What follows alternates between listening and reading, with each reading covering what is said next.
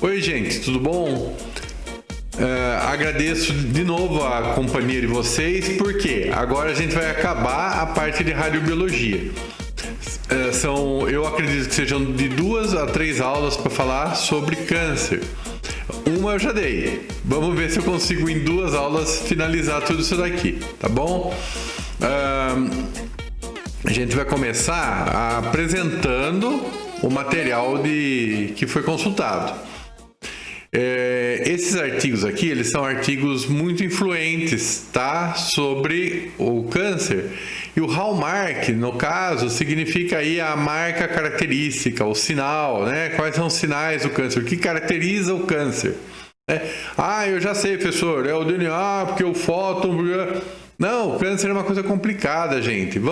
Então, eu demorei, como eu já falei da outra aula, eu demorei muito para bater uma noção sobre câncer e eu quero compartilhar com vocês. Eu acredito que isso daí vai ser interessante, tá? Olha só, esse primeiro artigo, é sempre a dupla de autores, ele foi escrito em 2000. Depois, 11 anos depois, apareceu o segundo artigo. Tá? Eles expandiram e rediscutiram o que havia sido apresentado, expandiram um pouquinho os conceitos. Estaria talvez na época de ter um terceiro artigo, né? Quem sabe? Infelizmente não apareceu até agora, mas vamos ver. Olha, aqui dando uma contextualizada, né?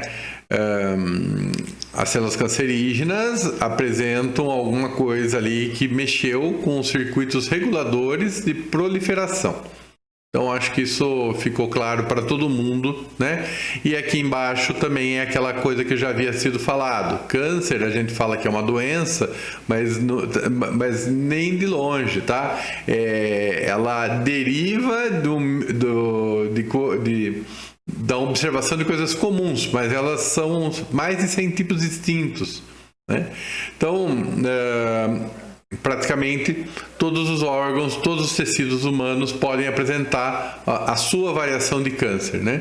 Olha aí, eu acho isso são informações interessantes. As células dos mamíferos, todas elas possuem uma maquinaria, né? Internamente elas são semelhantes, né? Nos mecanismos aí de regulação, né? E também, né? Elas também obedecem as regras, né? De obediência a sinais internos, quer dizer, que estão dentro da célula, e externos. Isso faz a célula se comportar, vamos falar, do jeito vantajoso para o organismo. Algum lugar, tá? Acontece uma informação, uma transformação, um descaminho, e é ali que começa os mecanismos de câncer. Então é nisso que nós vamos ver. A tumorgênese. Processo de várias etapas, várias vezes eu falei sobre isso, né? A gente fala assim, temos a iniciação, temos a progressão. Então, olha aí, né? Alterações, né? Genéticas, a gente vai falar que é essa iniciação, que leva à transformação progressiva das células, né?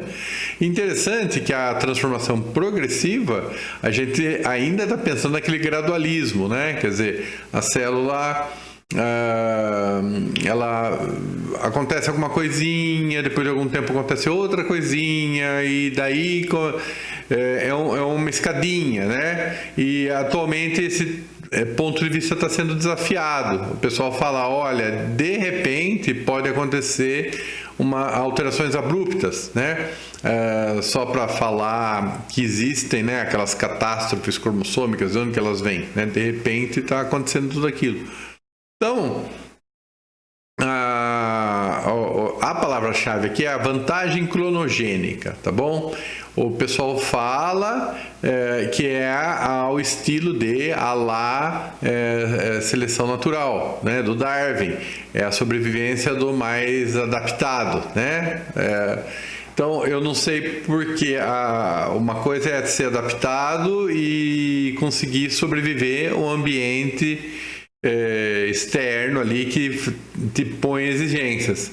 E a célula não é só sobreviver, né? Do ponto de vista aí, também se proliferar. E talvez esteja faltando alguma coisinha aí, tá? Um pequeno laço. Por que sobreviver significa proliferar, né? Bom, vamos continuar. Olha aí, perguntas, né?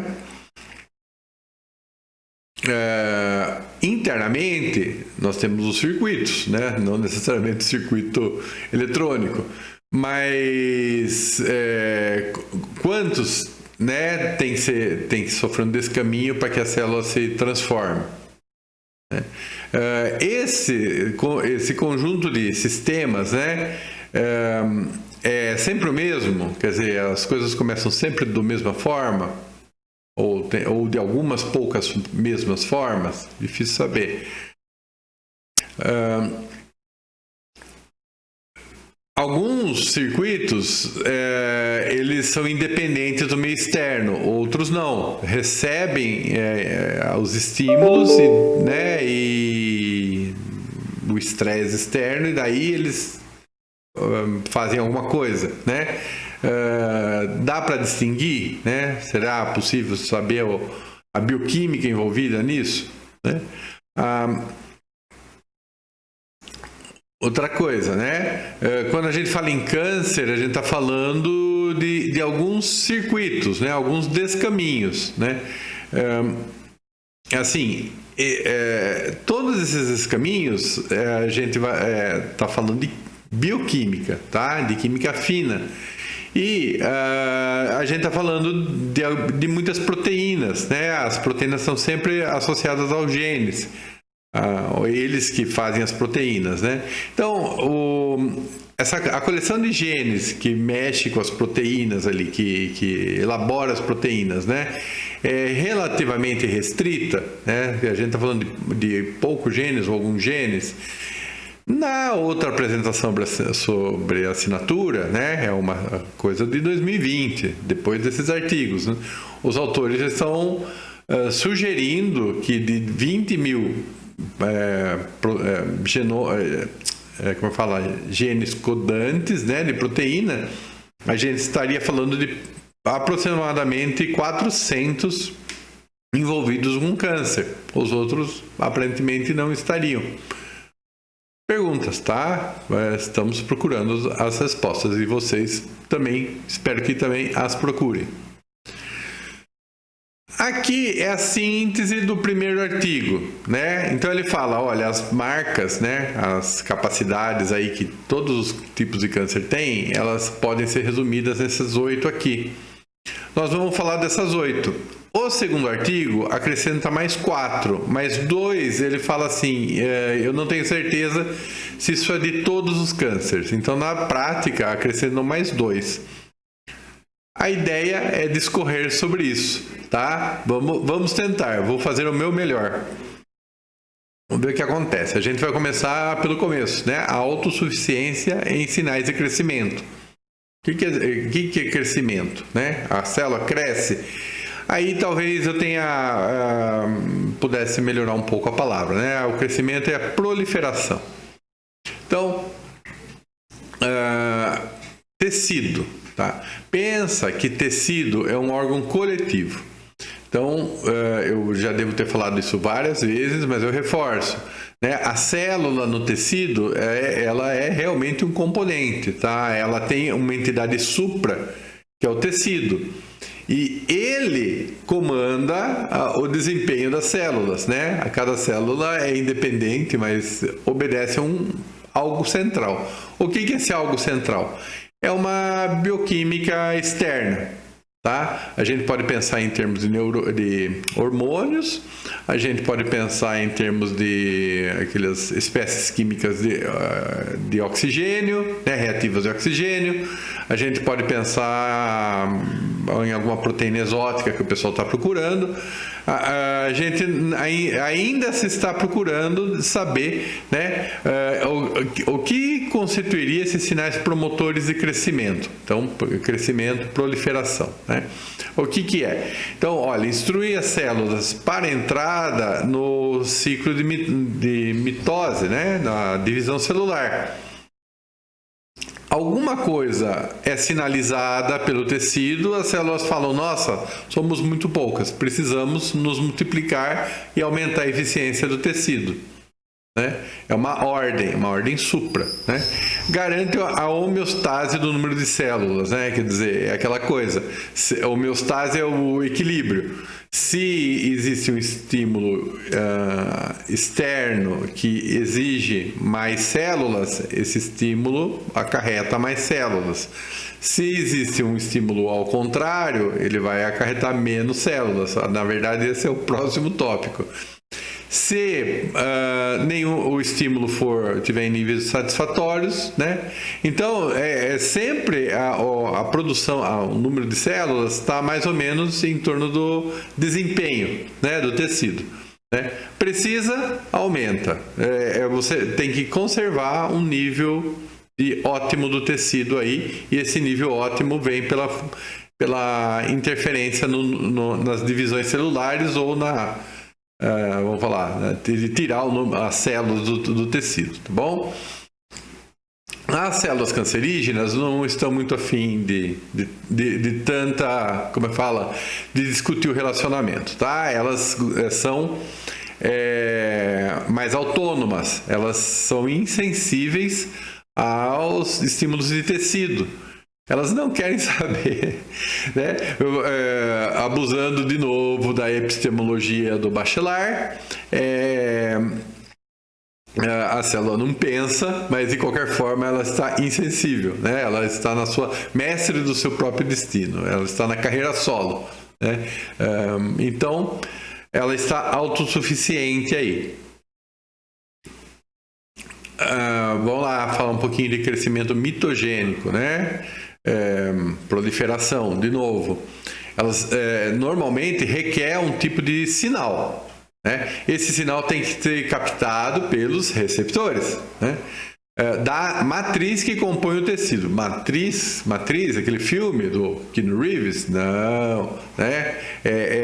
Aquilo, de novo, é o equilíbrio químico supra que caracteriza o tecido, tá? É a obediência das outras células, é a matriz externa, né? A matriz extracelular, que vai ser falado algumas vezes. Se não houver esse estímulo, elas ficam quietas, né? Então é a quiescência, é o G0. Eu imagino que vocês talvez lembrem que eu dei uma aula sobre divisão celular. Na quiescência, a célula está quieta. Se ela não está na quiescência, ela iniciou o ciclo de mitose, e que vai ter a interfase e depois vai ter a divisão em si da mitose. Vejam a aula lá atrás, né? Então, aqui são sinais externos. Esses sinais são transmitidos para dentro da célula por receptores. Eles estão nas membranas, né? E tem diferentes classes de sinalização. Então, ainda que não se saiba exatamente como funciona a bioquímica do meio extracelular em detalhes, você tem uma indicação que você tem algo no ponto de vista químico, e vários deles, né? Vários indicadores e vários receptores. A célula tem que lidar com isso daí de alguma forma, tá bom? Nenhuma célula pode proliferar na ausência de tais sinais estimuladores. Nenhuma célula normal, né? Não as de carreira solo. Pois olha, existem evidências abundantes que todos os tumores humanos, a via de sinalização, tem uma desregulação, né? Vamos ler com atenção aqui, tem bastante texto.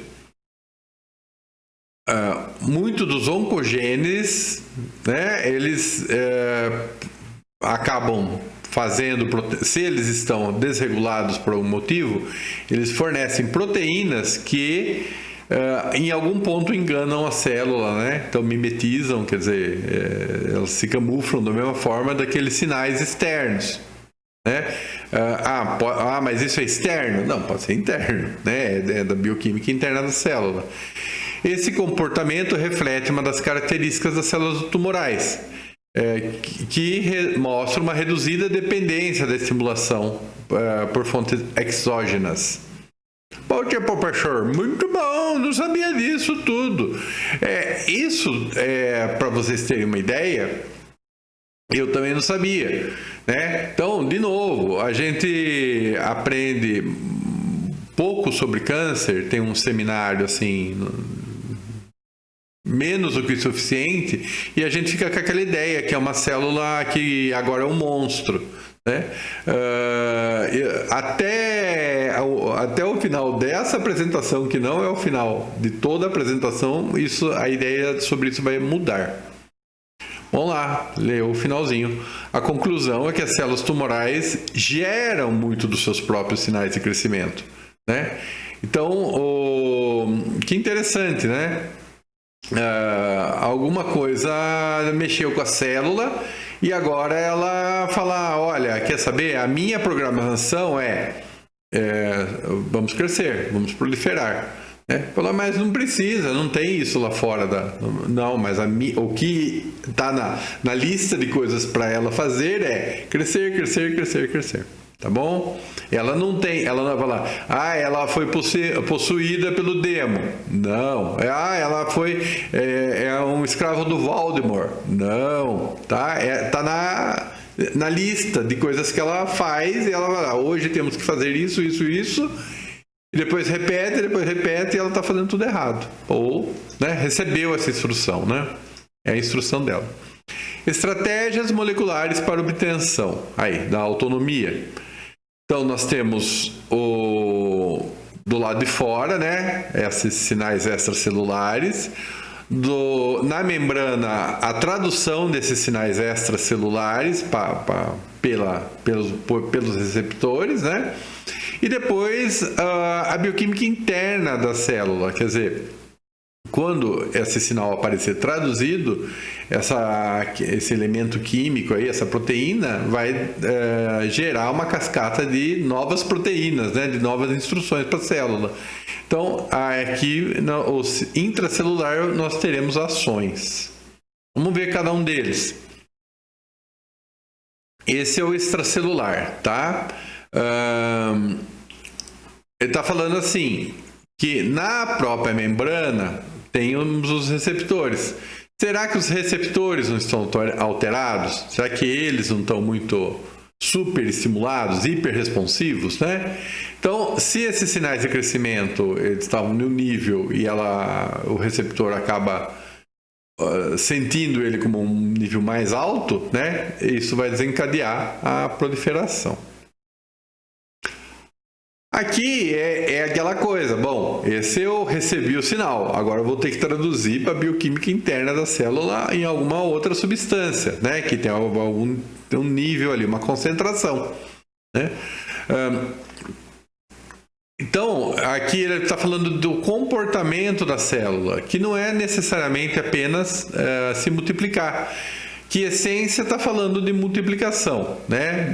Ciclo de divisão celular ativo está falando de multiplicação, mas está falando de motilidade também. Quer dizer, a motilidade o tecido, as células elas estão realmente elas estão colocadas em uma matriz, né? Elas têm colocações certas numa estrutura geométrica aí, né? Numa estrutura, num padrão.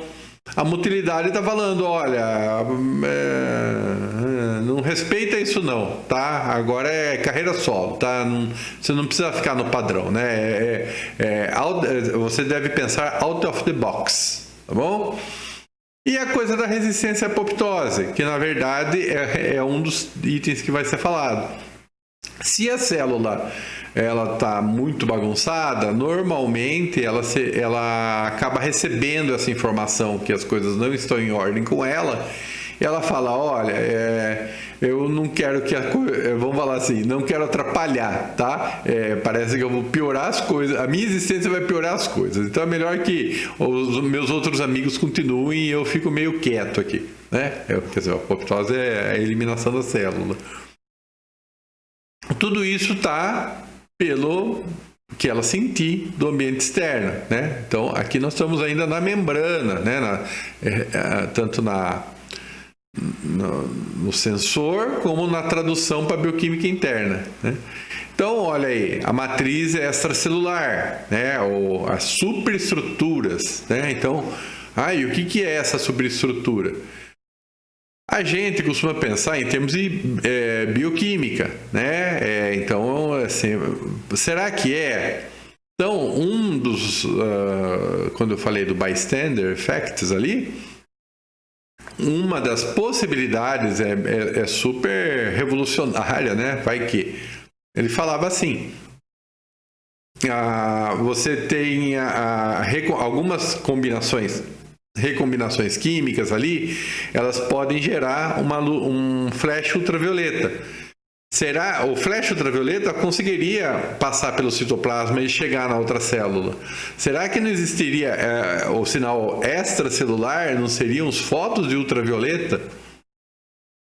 Revolucionário, né? Alguém um dia vai saber, provavelmente é muito viajante, mas enfim, é uma possibilidade de, vamos falar, de um agente físico fazer a comunicação que a gente chama de superestrutura extracelular, tá? Não consigo pensar em outras, né? Som, não sei, possibilidades. Aí ela está falando também que quimicamente você tem os receptores aí, né? A bioquímica é feita por uma série de proteínas que ele chama de integrinas, que são tem a ver com os receptores. Lembre-se que eu acabei de falar. Você tem níveis externos de sinais de crescimento, mas não é um único. Tem vários. Então, eventualmente, a integrina sob questão não é uma integrina que lida com todos os sinais, é uma integrina de um receptor em particular, de um dos níveis bioquímicos externos, né? Que favoreceriam que faz sinal de crescimento.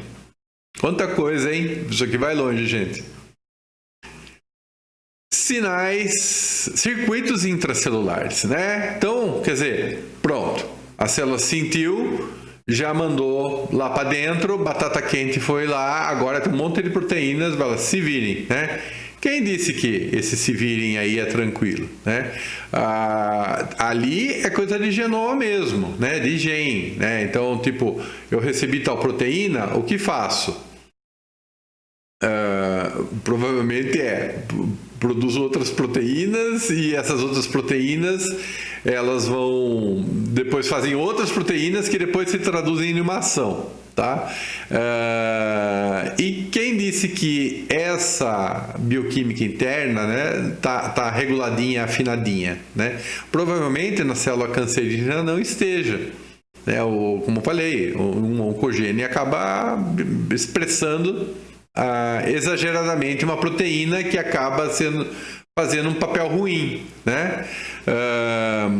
Eu não sei se vocês lembram do gene supressor, né? O outro fala, mas o gene supressor ele produz? Não, ele produz, como é que fala? Ele produz uma proteína que inibe alguma coisa no circuito interno. Sem ele, alguma coisa fica desenfreada, né? Por isso que ele é supressor, né? Aguentem firme, falaremos também. Então, aqui basicamente está falando do que eu acabei de dizer. Bom, o papel do estroma. Estroma, né? Bom, eu havia falado disso na outra apresentação. Ninguém mais lembra, né? Nem eu lembro o que eu falei. Então vamos falar de novo, né? Aqui a gente está falando do seguinte. Você tem as células neoplásicas aí, as células cancerígenas, né? Então elas são células do mal e basta acabar com elas que o negócio, mais ou menos, né? Isso é muito simplista. Existia o tecido normal, ele é dividido em parênquima, que é a parte, vamos falar, interessante do tecido, né? Eu costumo pensar no parênquima mais como uma coisa de secreção, né? Então, Pode ser secreção de hormônio, pode ser secreção de saliva, pode ser secreção de suco biliar, o suco estomacal, né, gástrico. É uma secreção. Você tem as células especializadas nisso, tá? Esse é o parênquima.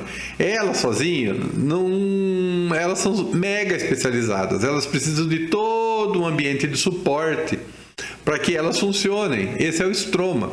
Então, você vai lá, no fígado tem células hepáticas, certo?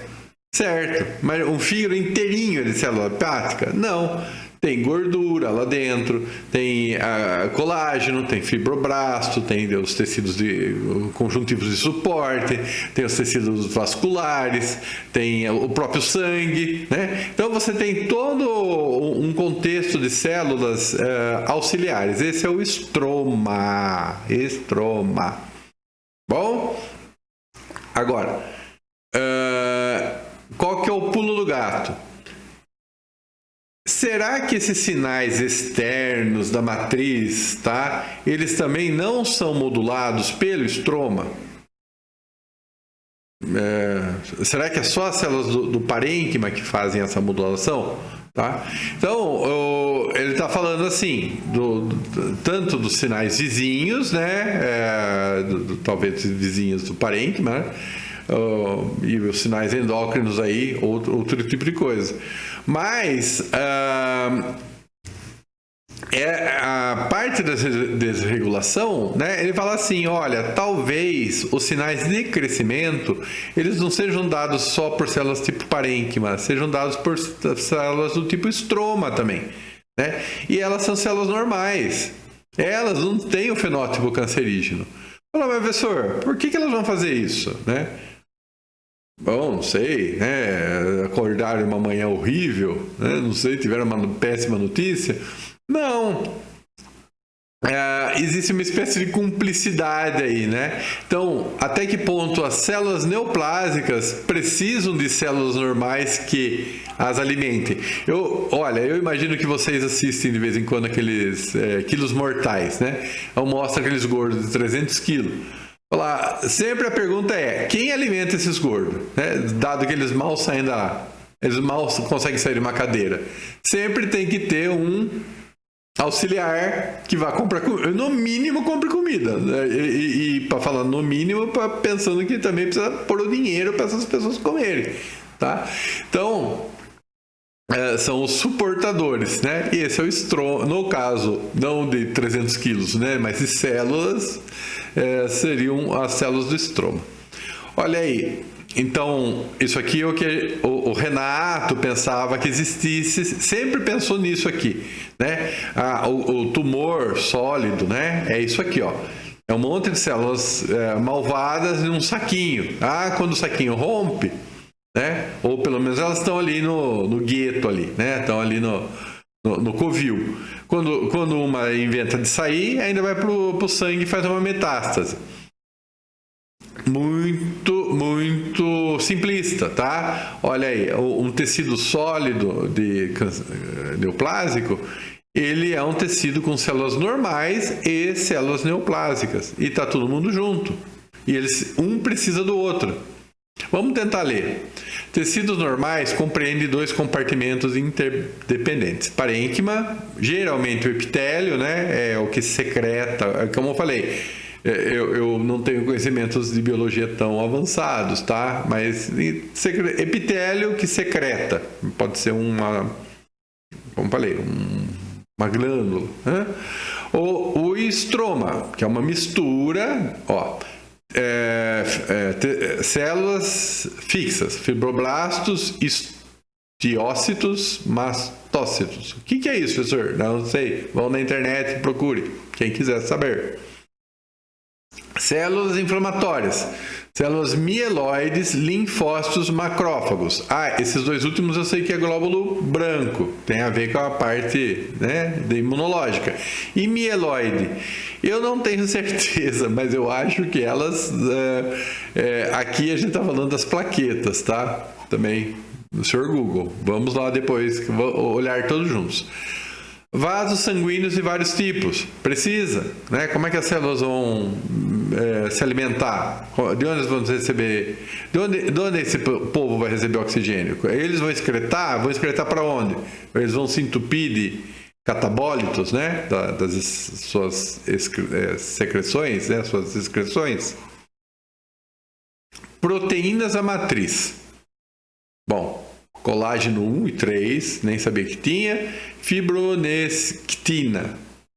Google. Proteoglicanos, tá? Olha, isso aqui tem a ver com uma gordura, tá? Mais do que isso eu não sei falar também. Google. Então, o estroma, ele fornece o suporte do parênquima, né? Oxigênio e nutrientes e limpa os resíduos, né? Sem ela, nada de célula, nem as cancerígenas. Então, isso aqui é um tecido inteiro, na verdade, né?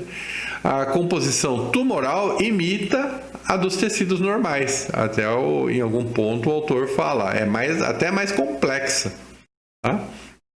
É uma outra entidade. Então, olha aí, né? Aquele desenho. As células tumorais são aquelas que adquiriram capacidade de cooptar, olha que tristeza, né? Levaram na lábia os seus vizinhos normais, né? Seduzindo-os a liberar fluxos abundantes de sinais estimuladores de crescimento. Isso é comprovado? Eu já não sei, tá? Então, ele está falando assim, que os sinais de crescimento, eles não vêm das células, só desses fatores de células semelhantes do parênquima, vem do estroma também. Então, uma precisa da outra, né? As células cancerígenas enviam algum tipo de sinal para o estroma e o estroma reflete com sinais de crescimento, né? Então, da mesma forma que foi falado, a célula tumoral ela está insensível ao meio externo, talvez aquilo lá seja só parte da história, né? Talvez tenha essas duas modalidades. Bom, vamos ler com paciência isso aqui, porque é muita coisa escrita, tem que ter paciência, tá? Eu vou até aqui para baixo. Aqui, ó, para a gente ler todo mundo junto.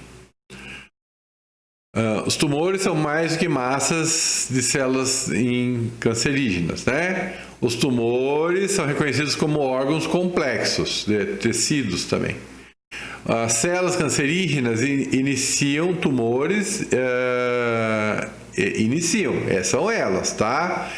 Que definem o que é um tumor, né? As estromais contribuem para o desenvolvimento e expressão de certas características, né? Capacidades que caracterizam a evolução da patologia, né? E as células estromais, a gente está falando de célula normal, isso que é o pior, tá? Os vários tipos de células estromais que constituem o microambiente do tumor podem ser recrutados a partir do tecido normal adjacente, tá? Que tá bom, falar, então é o que está do lado. Mas, olha aí, essa é a coisa interessante, né? Nos últimos anos, a medula óssea, né, as células da medula óssea têm sido mais implicadas como as fontes de células de estroma, tá? Gente, eu preciso fazer uma recapitulação aqui, porque isso acontece com quase todo mundo, só um ou outro escapa. Vai falar medula, eu pergunto para todo mundo, onde fica a medula? 98% das pessoas, né, eu provavelmente faria a mesma coisa, fala, é aqui atrás, professor, fica na espinha. Né? E eu sempre falo, muito bem, aluno. Só que isso daí chama-se medula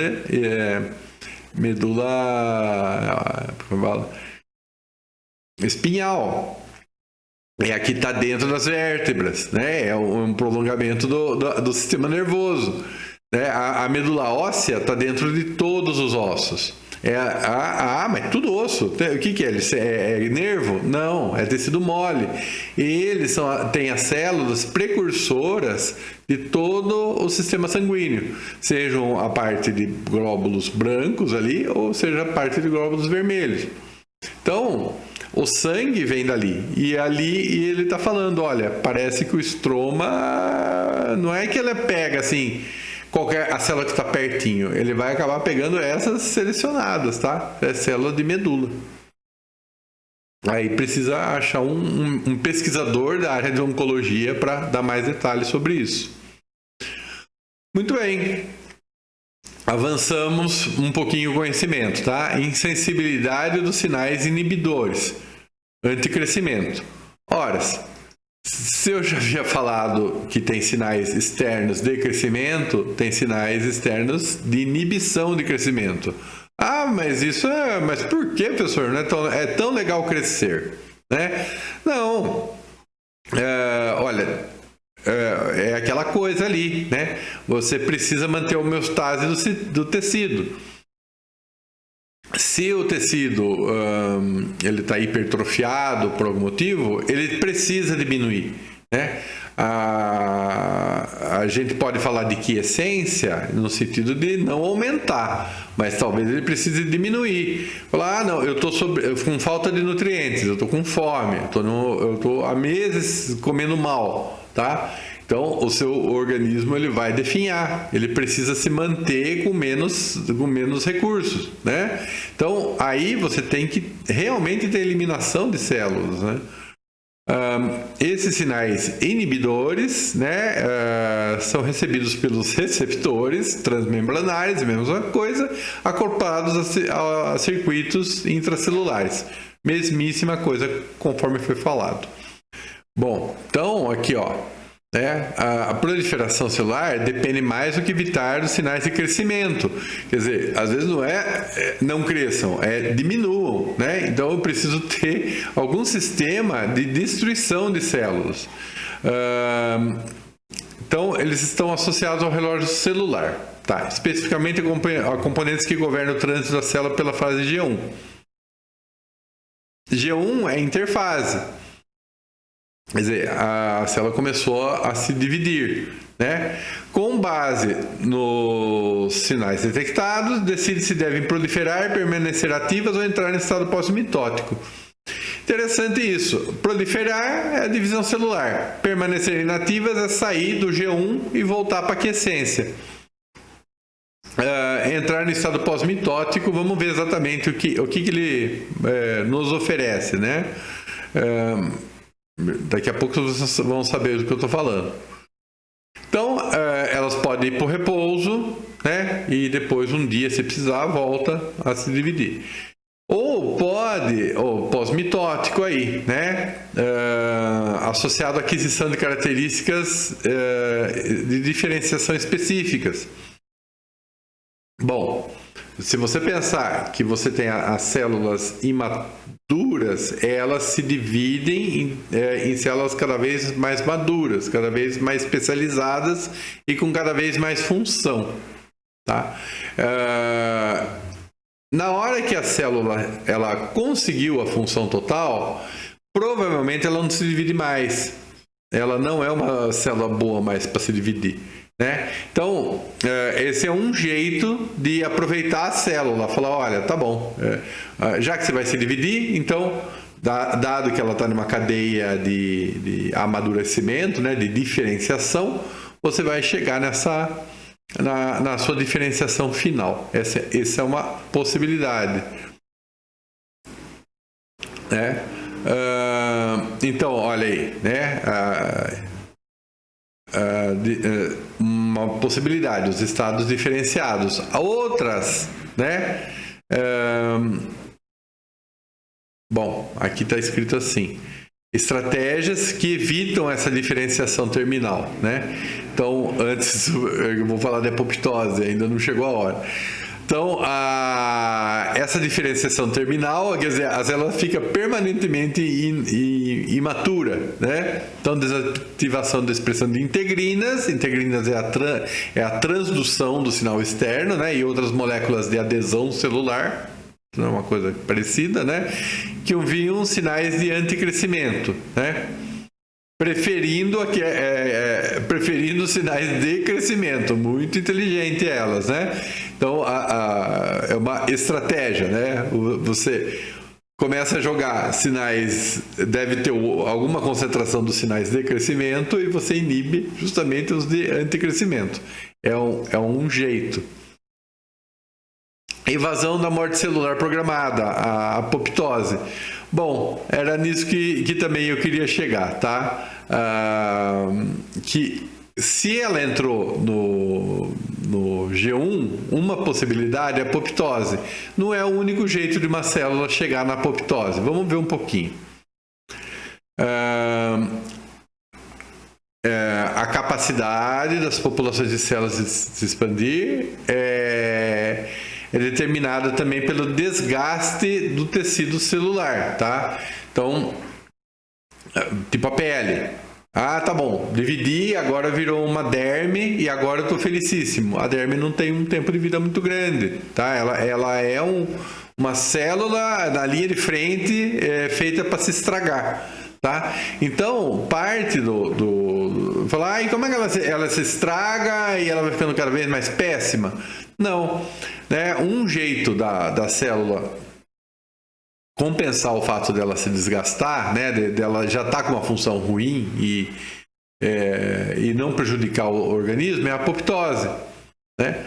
Então, não sei se vocês lembram mais do que a apoptose, né? Pensa lá naquela linda foto da Alemanha do outono, sabe? Tudo amarelinho, vermelho, tons de laranja, né? Aquele bosque assim. Fala, nossa, que lindo, que deslumbre. Ah, dura tão pouco. Dura, por quê? Aquelas folhas amarelinhas, vermelhas e laranjas estão mortas, né? Essa é a apoptose. A árvore precisa se livrar das folhas, porque senão ela não sobrevive no inverno. As folhas caíram, ela conserva a água e vai para o inverno, tá bom? A apoptose, então, é o cair dessas folhas aí do outono, né? Não sei se exatamente isso é em grego, né? Então, a resistência à apoptose é encontrada, né, uma marca registrada na maioria, talvez, de todos os tipos de câncer. Então, é interessante, né? A célula, ela não tá legal, mas ela está na carreira solo dela e de alguma forma ela tem que falar, olha, eu tô legal, aliás, eu sou muito importante, né? Vamos falar um pouquinho de apoptose. Então, ele está presente de forma latente em praticamente todos os tipos de célula do corpo humano. Os neurônios têm apoptose também? Eles poderiam, né, de forma latente, é isso que ele quer falar, não é o normal, né, mas o mecanismo está no genoma. Acionado por uma variedade de sinais fisiológicos, né, as membranas intracelulares são rompidas, quer dizer, as organelas ali começam a se desorganizar, os esqueletos citoplásmicos são decompostos, a apoptose, ela vem de proteínas que cortam a maior parte das outras proteínas da célula, tá? É uma série de proteínas que chama caspases. Elas têm essa propriedade de ir quebrando proteína. Então, começa com membranas e citoesqueletos, tá? O citosol é extrudado, não sei, eu imagino que citosol é o citoplasma, tá? Ele começa a ficar mais denso, a célula vai enrugando, a parte de água, né? A parte mais líquida, né? Mais leve vai saindo da célula e vai ficando um caroço mais denso. Os cromossomos são degradados. Não sei se alguém tiver paciência de olhar as antigas aulas, eles estão em volta das estonas, e as estonas começam cada bolinha de estona, né? Elas vão quebrando, e o DNA que fica são as que estão só ficam as bolinhas com o DNA enrolado, ficam tamanhos fixos, né? O núcleo é fragmentado, tudo isso num período de meia hora, né, a 2 horas. Poxa, professor, que tragédia, né? Então, induzido em certos estados de estresse celular, deficiência de nutrientes, típico, né? As células precisam sair da jogada, senão não tem comida para todo mundo. permite que as células quebrem organelas, bom, as caspases, né? Ribossomos, mitocôndrias, fazendo os catabólicos resultantes sejam reciclados, né? E utilizados na biossíntese aí. Então, está falando assim, que não é desorganizado. Se fosse desorganizado, seria uma necrose. Né? Se você tem fontes de energia, elas vão ainda se organizar aí, né? Então está falando assim, vesículas intracelulares denominadas autofagossomos envolvem as organelas e fundem com lisossomos. Lisossomos tem a ver com a excreção de catabólitos, né, da célula, onde ocorre essa degradação. Então, um processo ordenado. São gerados metabólitos de baixo peso molecular que sustentam a sobrevivência em ambientes limitados de nutrientes. A célula está se digerindo. Né?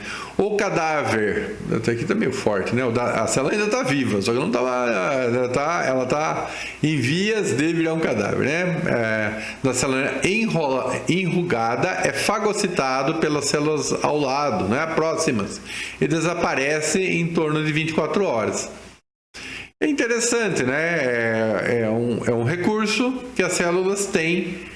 De novo, pensa que é o coletivo, né? O coletivo fala, gente, precisamos cair pela metade isso aqui. Agora não precisa de tudo isso. E metade das células vai embora. Né?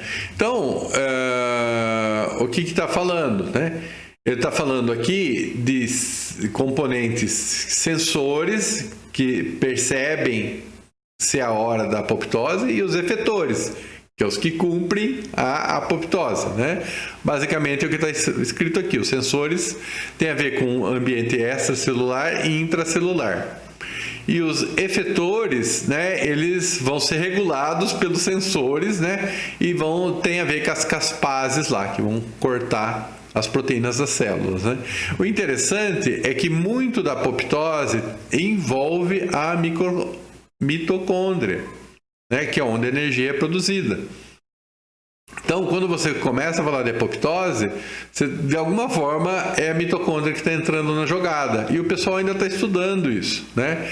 Então, você tem as mitocôndrias, a gente costuma pensar nas mitocôndrias como aquele bacilo, né? É um bacilo especializado na produção de energia, né? Que a teoria é que ele foi incorporado nas células eucariotes, num passado muito bilhões de anos atrás, numa atividade simbiótica. Mas ele tem o DNA dele, né? É o DNA mitocondrial. Né? Então, o que ele fala, né? Que a apoptose tem a ver com esse DNA mitocondrial. Esse DNA mitocondrial, a palavra envelhecido aqui, mas na verdade ele também é danificado, né? Por quê? A mitocôndria é um lugar onde ocorre intensa oxidação e produção do superóxido e de toda uma série de espécies reativas de oxigênio, tá? Ele é um lugar quimicamente hostil, né? Então, o DNA do mitocôndria é um DNA muito lesado. Fala, mas coitadinho do mitocôndria. Tem um monte na célula, tá? A gente costuma pensar que tem um, mas eu não sei falar se é dezenas ou centenas, mas realmente tem um monte. E esse DNA todo dele é constantemente atacado e constantemente danificado, né? Então, ele, né, tá sempre cheio de mutações. Então, o pessoal fala, às vezes tem duas populações de DNA mitocondrial, o que está mais preservadinho e o que está mais atacado. Eu não sei detalhes disso, né? Mas olha, você tem o microambiente oxidativo, você não tem as estonas protetoras, por quê? Mitocôndria é aquele bacilo. Aquele bacilo considera-se que seja um protocariote. Aquele protocariote, ele não tem cromossomas lineares. tá? Os protocariotes, que eles não têm núcleo, por definição, e 2, né, eucariote, que tem uma célula com núcleo. Protocariote, o DNA ele tá ali soltinho no meio dele e ele é um círculo, né? É um anelzinho de DNA. Então, ele é esse anelzinho de DNA porque ele não tem estonas, ele não faz aquelas contas, né? Com a fita de cromatina. E as estonas protegem um pouco o próprio DNA, né? E eles têm uma limitada eficiência de reparo, né? Então, eventualmente, a apoptose tem a ver com a falha das mitocôndrias também. Então, se as mitocôndrias recebem sinal de tipo: olha, gente, vocês estão muito bagunçada, é melhor deixar essa atividade para uma célula ou outra, é uma possibilidade. Então, até que ponto a apoptose não parte da mitocôndria? Ainda estamos nos estudos, né? Então, de novo, né, os sensores, né? Recebe, interpreta, indutores de morte, né? De origem intracelular. Eles monitoram o bem-estar da célula, né? Um monte de fatores internos aí, né? Que vão da integridade do DNA, à integridade das outras partes da célula, né? Mas também tem os sensores extracelulares, né? Então, eles também conseguem fazer um sinal de apoptose para a célula, né? O gene TP53, ele é importantíssimo. Eu vou até mudar de lugar, dado a importância dele, né? Então, do que nós estamos falando? Nós estamos falando da proteína 53, P53. Se vocês não ouviram falar, ou se eu falei muito rápido antes, vamos falar de novo. Ela é associada a um supressor potente de tumores, tá? Então, o gene TP53 é um primeiro e talvez o mais importante gene supressor de tumor que as células têm. Pelo menos as células de mamífero têm. O que esse gene faz? Ele controla a apoptose. Ele está envolvido no controle da apoptose, tá? Aí como é que ele faz isso? Ele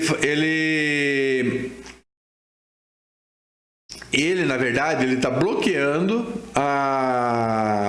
deixa eu ter certeza que eu não vou falar besteira aqui.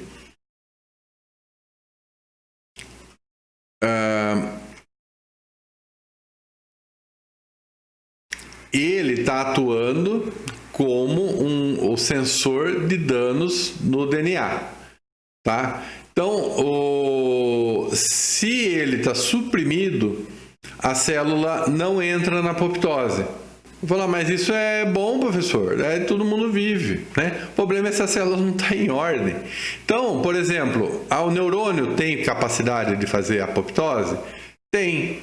Mas ele é uma célula, né, que ele naturalmente não pode ter expressão do P53, tá? Isso daí sinaliza que ele não pode entrar na apoptose. Os neurônios, as fibras musculares, fibras cardíacas, elas só aparecem no organismo na embriogênese. Depois eles não se multiplicam mais. O conteúdo que tem é aquele lá de quando a gente era um embrião. Se de repente não tem nutriente, daí o seu cérebro fala, é melhor desligar metade do cérebro, melhor metade do cérebro ir pro beleléu, né? Não, fala metade, vai outra metade. Os neurônios são importantes. Metade do coração vai embora porque não precisa de coração. Não, o coração você precisa. Então, o gene P53, TP53, regula a entrada na apoptose, né? O que vocês acham que vai acontecer com a célula cancerígena, né? Ela não vai entrar na apoptose. Então, a inativação do produto, né? Do P53, da proteína P53 faz o quê? Ela sinaliza que a célula não pode entrar na apoptose.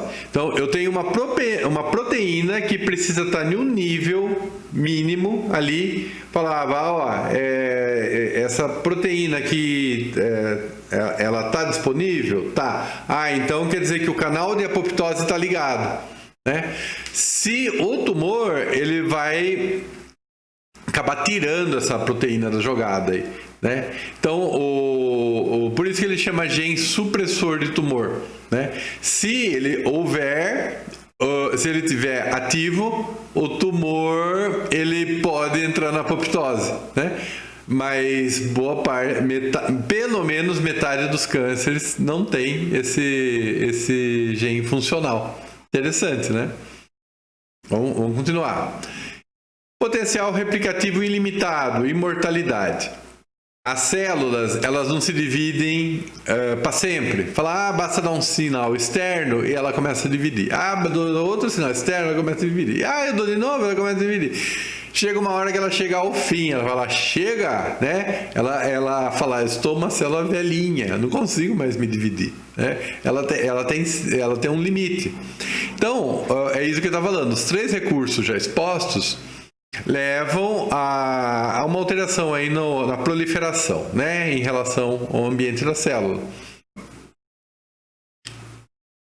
Mas, como é que fala? O problema é que você tem aqui, ó, um limite da multiplicação, né? Então, não adianta ficar colocando o sinal de crescimento ali, né?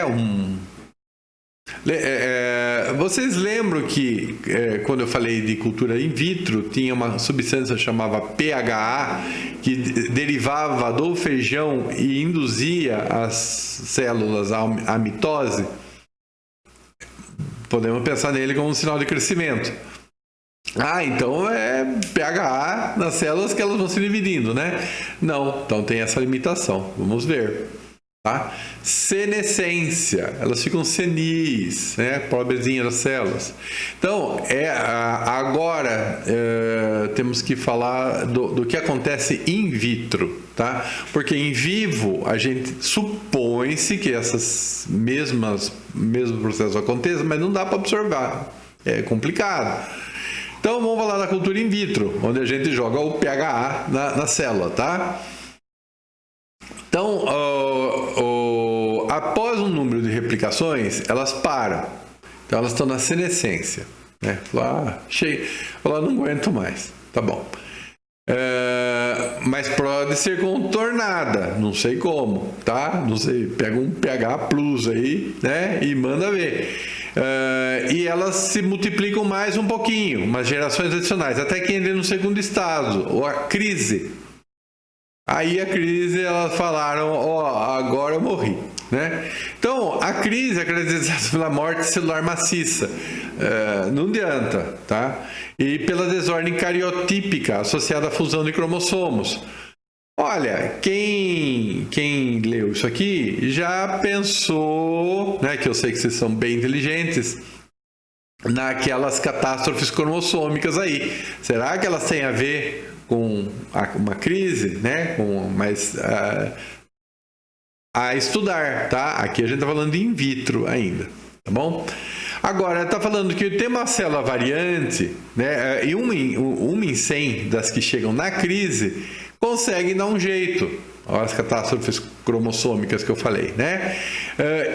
Se ela passar pela crise, ela adquiriu a imortalidade, né? Então, aí estamos olha, não sei se vocês assistiram Dragon Ball Z. Vocês lembram lá o Vegeta queria imortalidade, o Freeza queria imortalidade, o Cell queria imortalidade, tá? Todos eles eram gananciosos, maus. Então, o Vegeta depois ficou bonzinho. Não sei quem gosta de Dragon Ball Z, melhor parar de falar. Mas é sobre isso que a gente está falando, tá? da célula chegar na imortalidade. Adivinhe o que vocês acham que acontece com uma célula cancerígena, né? Muito bem. Olha, a maioria dos tipos de células tumorais cultivadas in vitro parece estar imortalizada. Eu aqui gostaria de pôr, né, não escrevi, né, mas uma das linhagens de célula imortalizada, das primeiras que tinha de humanos, né, era a tal da HeLa, H-E-L-A. Essa HeLa é o nome, sobrenome, as iniciais de uma pessoa, tá? É da Henrietta, lá, alguma coisa. E a moça morreu de câncer de colo de útero na década de 40, de 50. E foi um câncer extremamente agressivo. Tão agressivo que as células desse câncer já estavam imortalizadas, né? Então, depois tem outras linhagens de outras pessoas também que acabaram chegando nessas células imortalizadas também. Então, aqui é a teoria, né? Em vivo, talvez o potencial replicativo ilimitado seja um fenótipo, né?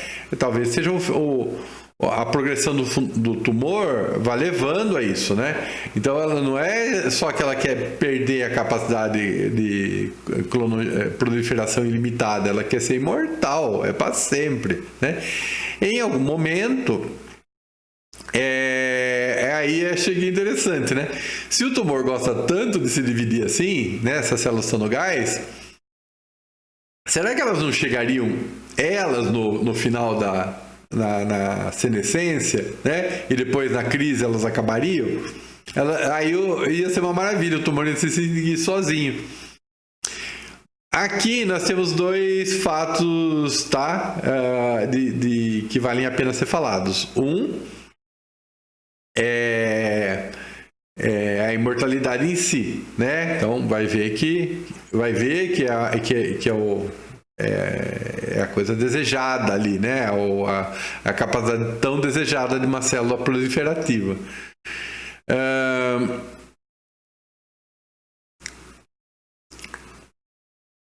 Só colocar aqui, ó. Aqui é o limite exponencial do tumor, né? Então, o in vitro, né? O pessoal viu que 60 ou 70 duplicações dá para fazer.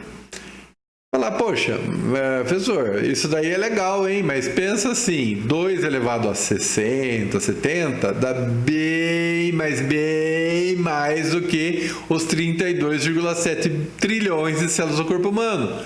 Então também, a célula tumoral, ainda que ela goste de se dividir, né? Se ela se dividir 60 vezes, não vai ter mais gente, vai ter só tumor. Aliás, vai ter muitas, no lugar de uma pessoa, vai ter um monte de tumores no lugar, né? Assim, de massa equivalente, né? Aqui é só para falar do seguinte, que normalmente as células tumorais, né, elas se dividem, a vantagem proliferativa, mas de alguma forma o pessoal acredita, né, ou observa que elas têm a apoptose generalizada também. Então, sei lá, você tem uma proliferação intensa de células neoplásicas e você tem uma subtração de células que ainda assim não querem entrar no jogo, elas vão sendo sensíveis ali à apoptose e vão morrendo, tá? Então, isso é para falar que o número de células do tumor não chega a ser não alcança o número de células de uma pessoa, tá? Apesar de até estar imortal ali, né? E aqui acho que interessante, né? Muito do que é pesquisado é em roedor. Roedor é mamífero, mas não é humano, né? Olha, então, por exemplo, só para dar uma antecipação, você fala assim, eu vou estudar classes de carcinogênicos, né? Aí você pega a sacarina e chega à conclusão que ela é carcinogênica nos ratos. Deus do céu, e eu tomando aqui esses adoçantes aí, é tudo carcinogênico? Não, isso é por rato. Rato, ele não come carne, ele é vegetariano, ele não é feito para isso. Então, ele não é um bicho que tem a mesma, vamos falar assim, o mesmo metabolismo para tudo que ele põe na boca. A sacarina talvez tenha a ver com isso. Tá? Então, da mesma forma que eu estou falando dessa diferença, tem a diferença das células também. O pessoal estuda muita imortalidade usando células de roedores, né? Mas as células humanas, elas são bem mais difíceis. Então, também, o que você sabe sobre imortalidade de células, talvez, né, não seja tão completo assim. Olha aí, a transformação de células in vitro é um processo de várias etapas, né? Aqui, ó, as células dos roedores requerem pelo menos 2 alterações genéticas, né? Então, de uma certa forma, sei lá, vamos supor, pode-se pensar, o DNA do rato, ele é menos eficiente em reparar defeitos de DNA do que de um primata. Mas por quê? Não sei, tem a ver com o ciclo de vida, tá? O rato normalmente vive 5 anos. Se você começa a insistir, 100% deles acaba desenvolvendo câncer. Então, quer dizer, eles não são bichos que têm a ver com longevidade, né? É outro bicho, né? Então, em contrapartida, as células humanas são mais difíceis de transformar, né? Ou de ir para tanto de desenvolver um câncer como até mesmo a imortalidade aí. São pequenos poréns. E aqui a gente, para começar a encerrar, a gente vai falar da erosão dos telômeros. Isso daqui é um mecanismo. A gente está falando basicamente de final dos anos de 1990, e é um mecanismo que daí o pessoal viu onde que estava por que existia a senescência e por que existia a crise. Telômero é o final do cromossomo, né? Então, é o xizinho, né, professor? O xizinho quando ele está se duplicando, são 2 cromátides irmãs. Se ele separou, tem 2, né? Uma do pai e uma da mãe? Não. Uma do pai e outra do pai. Depois vai ter outro cromossomo, um da mãe e outro da mãe. Então, ali para dentro, cada um foi atraído para um polo da célula durante a mitose. Então, pensando no cromossomo com um risquinho, né? Com uma coisa linear, o fim dele, a capa dele, é o telômero. O telômero não tem muita coisa interessante. Ele é uma repetição, milhares, né, de repetições desses nucleotídeos aqui, ó, de uma sequência curta de nucleotídeos. Eles não codificam nada, eles são ali só uma repetição que está sinalizando. O que exatamente eles estão sinalizando? Eles estão sinalizando a agregação de um tipo de proteína que vai ser falado na próxima transparência, tá? O problema é o seguinte, cada replicação que a célula sofre come 50 a 100 bases, né, pares de base do DNA, das extremidades.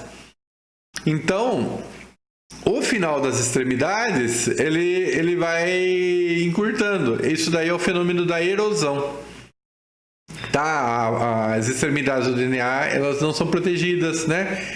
E acabando a extremidade, você tem a morte da célula, né? Quase invariavelmente.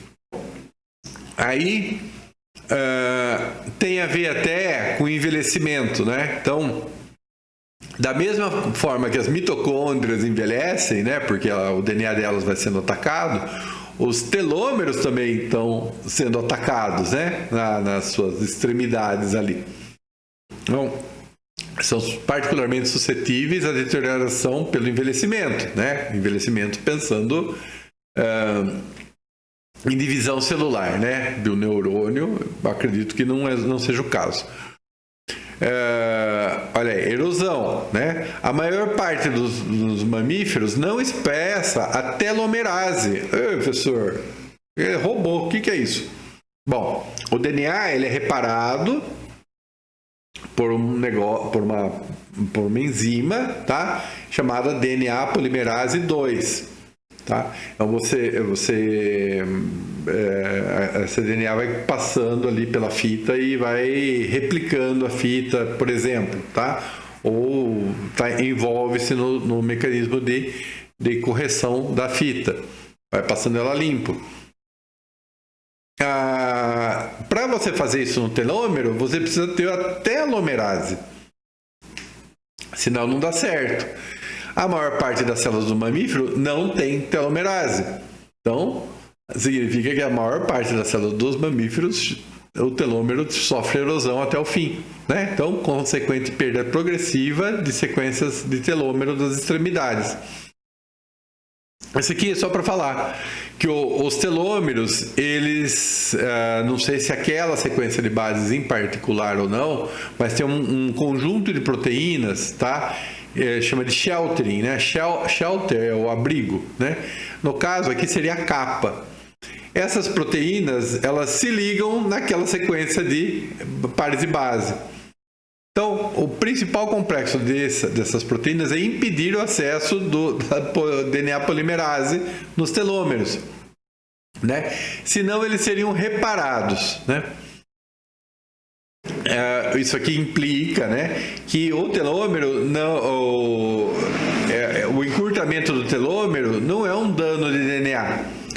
Então, o que ele ia falar? Que se o telômero, de repente ele encurtou, vai lá a DNA polimerase consertar. Vai consertar até onde?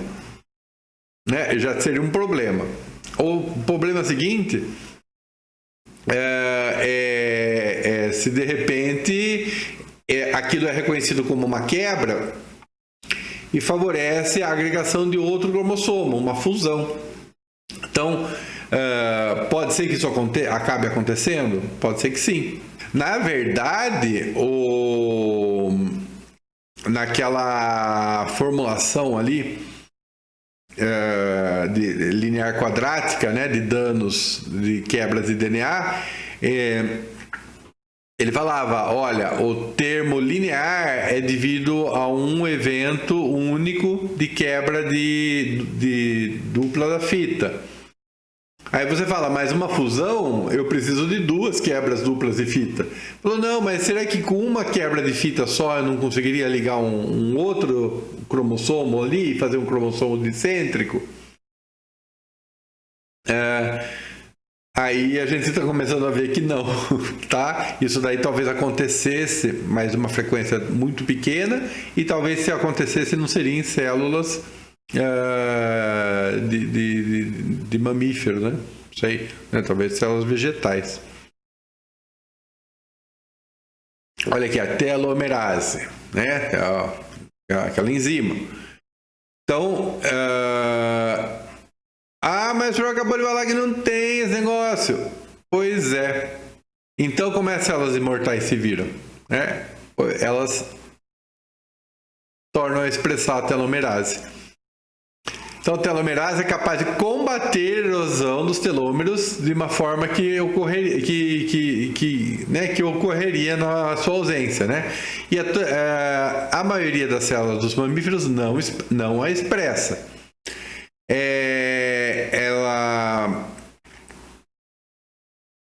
As células não imortalizadas não a têm, mas as células imortalizadas quase todas a expressam, tá? O que inclui células cancerígenas humanas.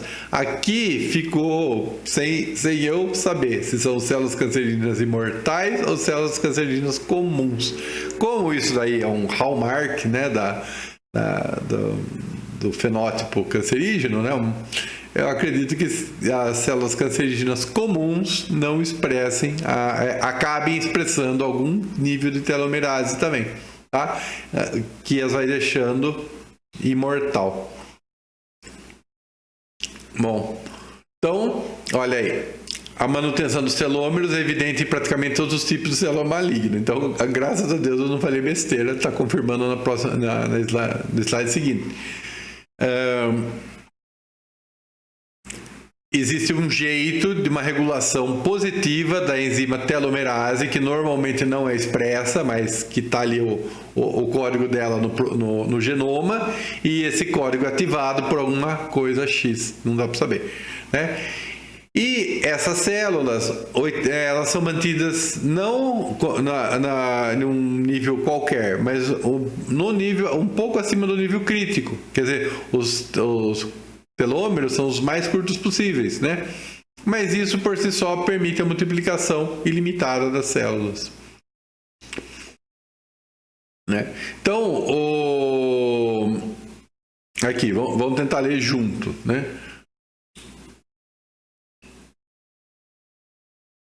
Olha aí, a senescência, que é quando chega no final e a célula não consegue mais se dividir, talvez seja um mecanismo de proteção, né? Tipo assim, falar, olha, a célula que chegou nesse ponto, ela não deve estar mais no normal dela, né? O DNA dela está muito alterado, porque é uma célula velha e ela tem que ser descartada, né? Agora, tudo que tem a ver com senescência e crise, como vem de estudos in vitro, tá? É uma hipótese que se faça em vivo, né? Porque pode ser um artefato. Você está entupindo a célula de fator de crescimento externo, mas aquilo lá é viável num organismo de verdade? Ainda não dá para saber. Então, é uma teoria, tá? Sobre que relaciona encurtamento de telômero e senescência e imortalidade. Muito bem, vencemos. Olha aí. Agora, essas partes que vêm em seguida são as partes da próxima aula. Então, eu volto aqui, tá? Me posiciono, agradeço e, se Deus quiser, essa próxima aula vai ser a última da parte de de radiobiologia. E agora é torcer para que seja um bom final aí, que vocês tenham aprendido pra caramba, tá bom? Até mais!